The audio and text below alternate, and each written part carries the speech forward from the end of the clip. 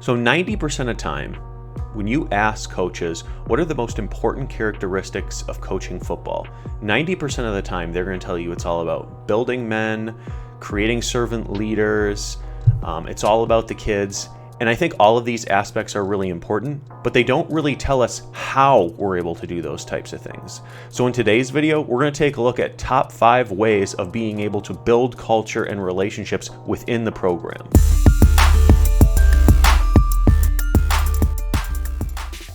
So before I get into my 5 aspects, I think they can all be boiled down into 2 fundamental truths: creating and giving ownership and being vulnerable. Those are the 2 things that are going to kind of make this ship go.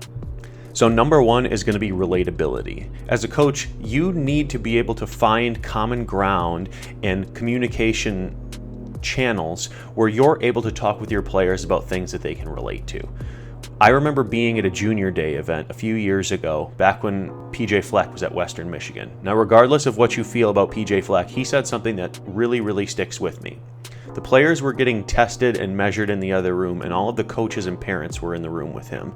So in communicating with us, he talked about how he would use references like Bill Clinton or President Nixon, or things that we could relate to. When talking to players, he would use those same pieces, but instead he would talk about Drake or Beyonce or something that they could then relate to given their common language. I think the biggest thing that any coach can do if they feel like they need to create a more relatable experience with their players is get on TikTok. Man, I remember when they first invented that forward pass. You don't need to post, you don't need to do anything like that. But as soon as you get on TikTok, the algorithm is so good that the stuff that you pay attention to, you're going to continuously be shown more of. There's plenty of sports-related information on TikTok, and you're going to end up shocking a kid, and he's going to look at you a little bit different when you say, "What's a video that lives in your head rent-free?" I constantly think about the story that came out a few years ago where Tom Brady specifically hired a coach to come in and teach him about lingo to be able to communicate with 20-some-year-olds that are coming into the NFL. It's the same type of thing here, except you don't have to pay. So number 2, I think it's super important that any coach throughout their program creates a leadership council. And it's also very important that this leadership council needs to be chosen and elected by the players that are currently on the team. It needs to be something that they feel like they have the ownership over, and it's not you picking and choosing people to represent them. The kids are going to make the right choices. They understand the people that put in effort and they want to be leading their team. You don't have to force that. Once you decide on being able to create the leadership council, I think it's important to understand how often you're going to meet and the topics that are going to be discussed throughout that. I would recommend creating some type of curriculum to guide the conversation, so that way when you meet and when you're talking to those players, you can talk about things like emotional intelligence and empathy, or whatever you feel is connected to the way that you want to bring the program up. After all, this structure needs to fit with what resonates with you and what resonates with the players. That's going to create that dialogue. To go along with that, I think the most important aspect about this is I do think you need to bring the players into your own home. It creates a sense of connection and opens the door to you being more vulnerable because you're letting them into your space. Relationships get stronger when we allow others to come into our area and interact with our families or our dog or our kids. That's really what starts to break down those barriers and create that relatability. And that's the only way that you can get these true, honest discussions to unfold. Number 3, take that leadership council and create goals at the beginning of each season. Now, these goals need to be realistic and things that you can actually attain, and they need to be things that are going to be important to you as the coach and important to them as the players. Give them the ability to take ownership of these. That way everybody is going in the right direction.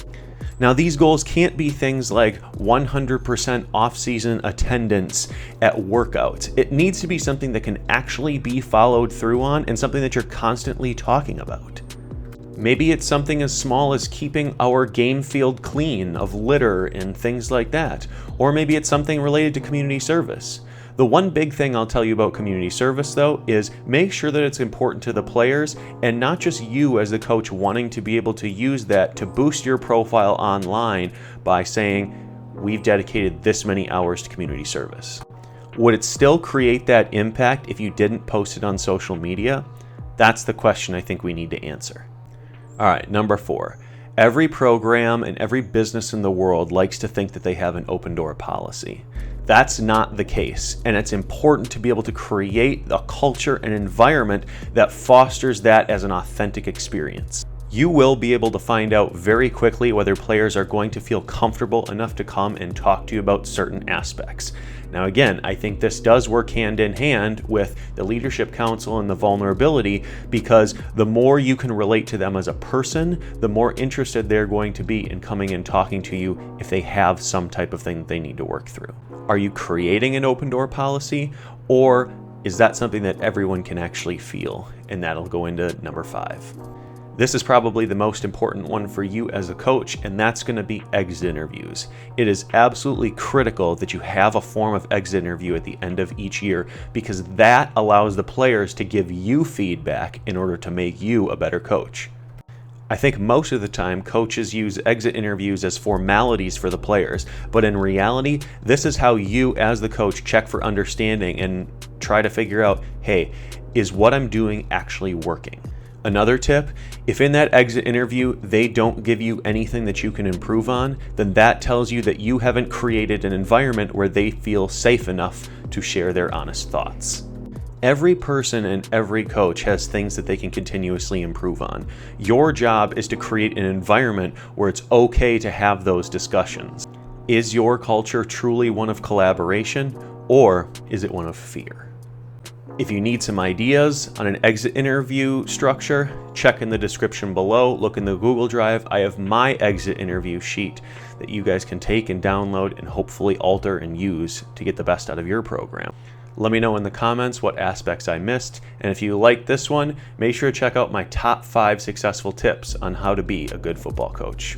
Good luck.